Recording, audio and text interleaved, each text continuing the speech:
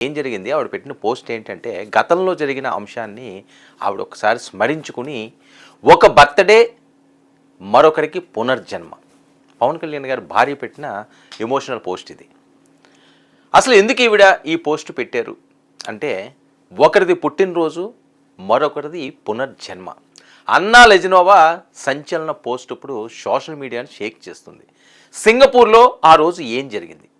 పవన్ వారసుడు మార్క్ శంకర్ ప్రాణాపాయం నుంచి ఎలా తప్పించుకున్నాడు? కన్నీళ్లు పెట్టిస్తున్న అన్నా లెజినోవా లేక 18 మంది పిల్లలు, ఆ భయంకరమైన అగ్ని ప్రమాదం.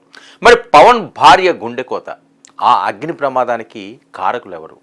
విచారణలో షాకింగ్ నిజాలు. ఇక తేదీ ఏప్రిల్ 8, మెగా అభిమానులకు పండగ రోజు.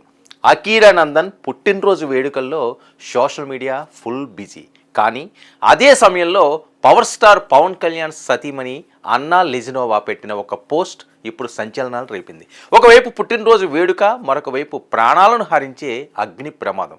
అసలు ఏడాది క్రితం సింగపూర్లో ఏం జరిగింది? పవన్ చిన్న కుమారుడు మార్క్ శంకర్ ఆ మృత్యు ముఖం నుంచి ఎలా బయటపడ్డాడు? అన్నా లెజినోవాను అంతలా కలచివేసిన ఆ భయంకర దృశ్యాలేంటి? కళ్ళ ముందే మంటలు, ఒక తల్లి గుండె ఆగిపోయినంత పనైంది. ప్రాణభయంతో అరుస్తున్న చిన్నారులు. సరిగ్గా ఏడాది క్రితం సింగపూర్లో జరిగిన ఆ అగ్ని ప్రమాదం పవన్ కళ్యాణ్ కుటుంబాన్ని వణికించింది. అకీరా